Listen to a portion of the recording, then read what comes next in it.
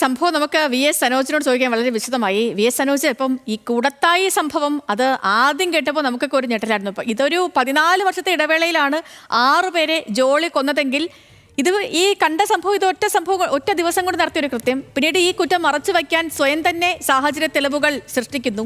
രണ്ട് കാര്യങ്ങളാണ്. ഒന്ന്, നമ്മൾ ഒരു കുറ്റം ചെയ്താൽ എന്നായാലും പിടിക്കപ്പെടും. മറ്റൊന്ന്, ആരെയും എല്ലാ കാലത്തും പറ്റിക്കാൻ സാധിക്കില്ല. ഇതിപ്പോൾ ഈ സംഭവത്തിൻ്റെ മോട്ടീവ് എന്താണ് സനോജ്? ഒപ്പം പോലീസ് എങ്ങനെയാണ് ഈ പ്രതിയിലേക്ക് എത്തിയത്? സേതു, തീർച്ചയായിട്ടും. അതായത് ഇതിലൊരു ഹിച്ച്കോക്കിയൻ സ്വഭാവത്തിലുള്ള മൊത്തത്തിലുള്ള ഒരു നിഗൂഢതയൊക്കെ ഉണ്ടായ ഒരു കേസാണിത്. മറ്റൊന്ന്, ഇത് വലിയ പ്രാധാന്യത്തിൽ ഓസ്ട്രേലിയൻ മാധ്യമങ്ങളും മാത്രമല്ല BBC അടക്കം എല്ലാ മാധ്യമങ്ങളും, അന്താരാഷ്ട്ര മാധ്യമങ്ങളും വലിയ പ്രാധാന്യത്തോടെ റോയിറ്റേഴ്സ് അടക്കം റിപ്പോർട്ട് ചെയ്യുകയും ചെയ്തു. അതിൻ്റെ ഒരു കാരണം, ഒന്ന്, ഈ മേഖല എന്ന് പറയുന്നത് ഒരു വാലിയാണ്, ഒരു പർവ്വതത്തോട് ചേർന്ന മേഖലയാണ്.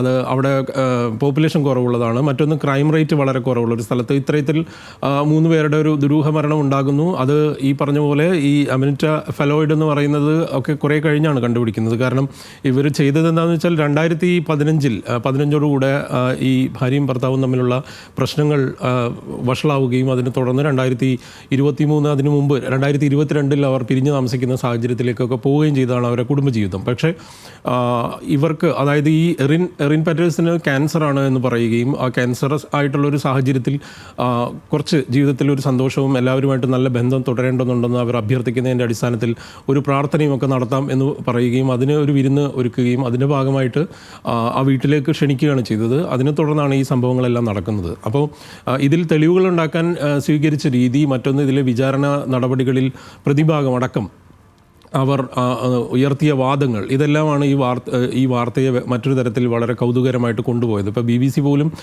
ഈ ജഡ്ജിൻ്റെ വിധി, അല്ലെങ്കിൽ ഇവർ കുറ്റക്കാരിയാണ് എറിൻ എന്ന് പറഞ്ഞ ആ വാർത്തയ്ക്ക് വലിയ ബ്രേക്കിംഗ് സ്വഭാവം നൽകുകയും ചെയ്തു. കാരണം ഒന്ന്, കൂൺ അല്ലാതെ തന്നെ വാങ്ങിക്കുന്ന സാഹചര്യം, ഏഷ്യൻ ഗ്രോസറി പോയി കൂൺ വാങ്ങിക്കുന്നു. അപ്പോൾ അത് സാധാരണ രീതിയിൽ ചില കൂണുകൾ ആളുകൾക്ക് അസ്വസ്ഥത ഉണ്ടാക്കും എന്നുള്ള ഒരു നോർമലൈസ് ചെയ്യാൻ വേണ്ടിയുള്ള ശ്രമം നടത്തി.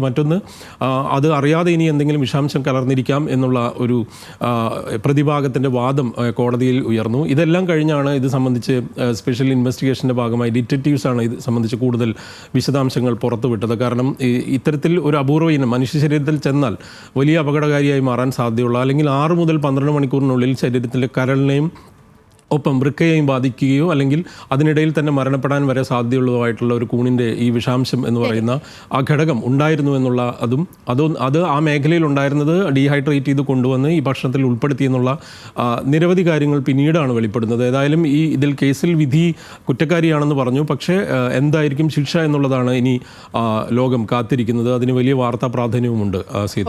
ഓക്കെ സനോജ്, ഇനിയിപ്പം ആരെങ്കിലും ഏതെങ്കിലും ശത്രുതയുള്ള ആൾക്കാരൊക്കെ എന്തെങ്കിലും ഡിന്നർ കഴിച്ച് പോകാനൊക്കെ പറഞ്ഞ് വിളിച്ചാൽ പോകാൻ എല്ലാവരും 2 വട്ടം ഒന്ന് ചിന്തിക്കേണ്ടിയിരിക്കുന്നു. കാരണം മനുഷ്യൻ്റെ മനസ്സല്ലേ എന്തൊക്കെയാണ് ചിന്തിച്ച് വെക്കുന്നതെന്ന് ആർക്കും ഒരു പിടിയില്ലാത്ത കാലമാണ്.